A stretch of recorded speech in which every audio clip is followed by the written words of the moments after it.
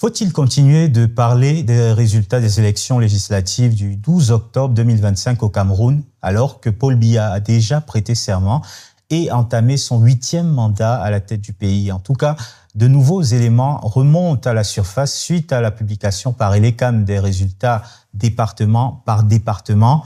Et toi, Théophile, tu voulais nous parler de ces éléments qui, selon toi, accréditent plus fortement que jamais la thèse d'un scrutin grossièrement truqué dans les urnes, puis sur les procès-verbaux des bureaux de vote, les bureaux de vote locaux, bien sûr, départementaux et nationaux. Mais d'abord, avant tout, est-ce qu'on en est encore là, Théophile? Oui, Fabrice, on en est encore là. Il faut le dire, le marteler, ne pas avoir honte de le dire, de ne pas vouloir tourner la page. Parce que l'enjeu de cette présidentielle 2025 n'est pas qu'un enjeu d'actualité. C'est un enjeu historique et c'est aussi un enjeu scientifique. Parce que, je veux dire, le monde est ordonnancé par la rationalité. Nous ne devons pas économiser notre connaissance, notre savoir et nos certitudes scientifiques dès lors qu'elles peuvent être établies. Je pense que cette fois, dans l'histoire des fraudes électorales au Cameroun, on a la preuve, au-delà de tout doute raisonnable, que les résultats officiels sont strictement impossibles, qu'ils sont faux, que c'est de la tricherie grossière.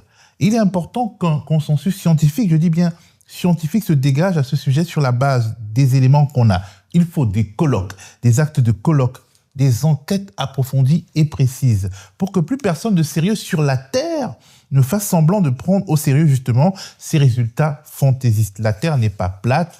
Paul Biya n'a pas gagné sur une base équitable l'élection du 12 octobre dernier. Et j'ai été heureux de retrouver un article publié par le site d'information, d'investigation et d'analyse Africa Arguments, un article en anglais signé par Guillaume Tanga et intitulé « Jouer avec les chiffres est un jeu dangereux ». Guillaume Tanga n'est pas n'importe qui, c'est un quantitative researcher en bon français. Il est diplômé de l'école polytechnique de Paris, la meilleure ou une des 2 meilleures écoles d'ingénieurs en France. Il est diplômé de l'école nationale de statistique et d'économie appliquée française. C'est aussi une des meilleures formations qui se trouve dans le monde sur les chiffres. C'est un spécialiste des chiffres qui fait aujourd'hui une belle carrière dans la banque d'investissement dans un pays européen et qui nous dévoile de manière assez pédagogique la machine frauduleuse qui a produit les résultats de la dernière présidentielle au Cameroun. Et le secret de tout ça, Fabrice, ce sont les taux de participation.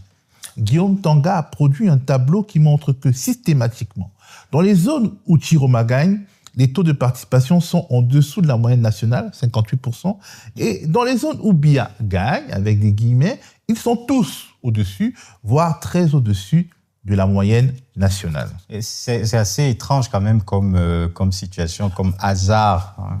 Ouais, alors Fabrice, il y aurait donc 2 Cameroun qui se mobiliseraient de manière totalement dissemblable. Et ce différentiel de mobilisation profiterait toujours à qui? Eh bien, à Paul Biya. Ah, c'est incroyable. Quand on regarde les taux de participation département par département, tels que rendus publics par les autorités en charge du scrutin, Conseil constitutionnel et Elecam, dans, on va dire, le Cameroun A, celui où Chiroma gagne, les taux de participation se situent entre 50 et 60%. Et dans le Cameroun B, ces taux explosent. Ils atteignent 80, 90, voire 97%.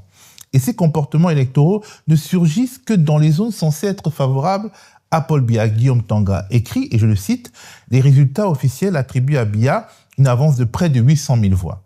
D'après les données, environ 700 000 de ces voix proviennent d'un petit groupe de départements où le taux de participation moyen avoisine les 89%.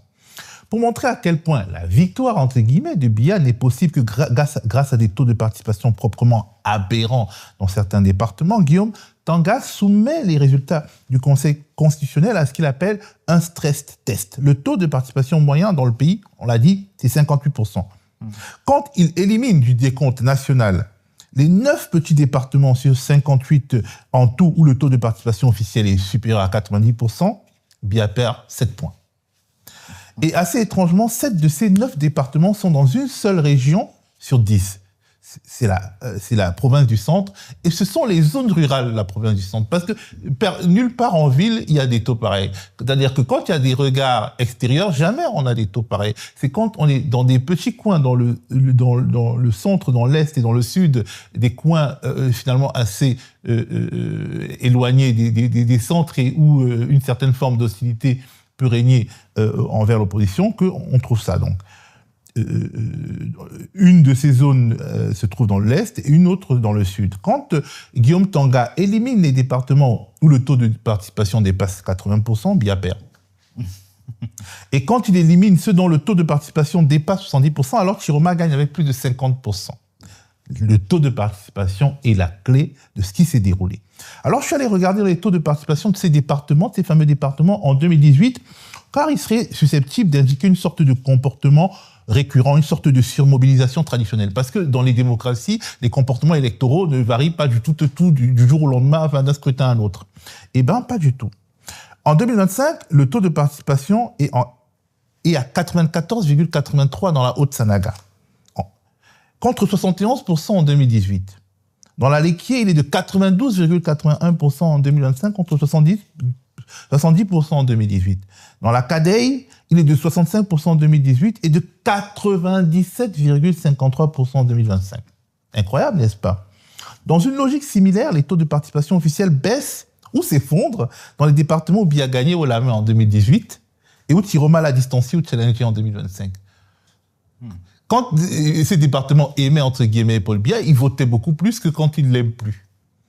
L'extrême nord, bastion absolu en 2018 et territoire disputé en 2025 dans son ensemble, passe de 72,30% de participation en 2018 à 58,23% en 2025. C'est le phénomène absolument inverse.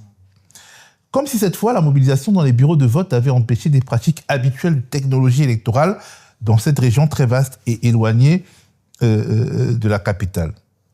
Alors, cet expert en statistiques, donc Guillaume Tanga, s'est intéressé de près également au département de la Mesam. C'est dans le nord-ouest du pays, c'est-à-dire la zone où on sait où il y a la guerre civile entre le gouvernement et les séparatistes anglophones qui continuent de créer une forme d'insécurité record, une insécurité immense dans cette zone. Guillaume Tanga a observé les votes dans cette zone en particulier. Oui, et j'ai poursuivi son observation en moi-même entrant dans les chiffres parce que ce département de la Mesam symbolise l'absurdité totale des chiffres officiels de ce scrutin. C'est pas le seul, mais c'est le plus grossier. Selon les chiffres officiels de 2025, le taux de participation y a été élevé, très élevé, bien plus élevé que dans de nombreuses régions en paix. 81,52%. En 2011, la zone était en paix. John Frunji, le président du SDF, parti historiquement majoritaire dans la région, créé à Bamenda, chef-lieu de la Mesam, justement, était candidat. John Frunji, c'est l'opposant historique camerounais. Le taux de participation était à 51,12%. En 2018, la guerre survient, les séparatistes défient l'État et ses institutions. Les déplacés de guerre sont nombreux. À partir de 2016, en tout cas, et en 2018, on est sur un pic. Oui. Le taux de participation passe à 5%. C'est normal. Pas grand monde ne peut voter au milieu de la grande insécurité. Il y a eu beaucoup de flux de population, des gens se sont déplacés. On a compté environ 1 million de déplacés dans le pays. En 2025, la guerre civile s'est aggravée. Il n'y a pas eu de retour des déplacés, il y a eu un flux extérieur, il n'y a plus d'écoles parce qu'il y a ce qu'on appelle le lockdown, donc les familles s'en vont. On voit avec nos yeux à Douala, dans l'ouest, à Yaoundé, plein de colonies de gens venant du nord-ouest et en particulier du département de la Mesam. Mais là, on arrive à 81,52% de participation. On passe donc de moins de 10 000 électeurs effectifs à près de 170 000. Une augmentation, Fabrice, de 1600%. Dans une zone en pleine guerre, guerre civile. Dans une zone en pleine guerre, dans le fief historique de l'opposition civile et armée au pouvoir de Paul Biya, un des endroits les plus réprimés dans l'histoire du pays, l'endroit où est né le SDF de John Frunji dans une répression terrible. Et cet endroit vote encore plus pour Paul Biya que dans ses fiefs traditionnels, 91,12%. Tu y crois, toi? C'est quand même difficile à avaler, et d'autant plus que quand on écoute les personnes qui viennent de cette zone, de cette région, elles-mêmes, ces personnes sont très dubitatives vis-à-vis des résultats qu'on nous a présentés. Quand on voit aussi les images des fidèles qui murmurent dans la cathédrale de Bamenda, quand le nonce apostolique prononce le nom de Paul Biya et le présente comme le président du Cameroun, on regarde ces images. His Excellency Mr. Francis Faye Yongo, National Coordinator of the CNDDR, Representative of the President of the Republic of Cameroon, His Excellency Paul Biya.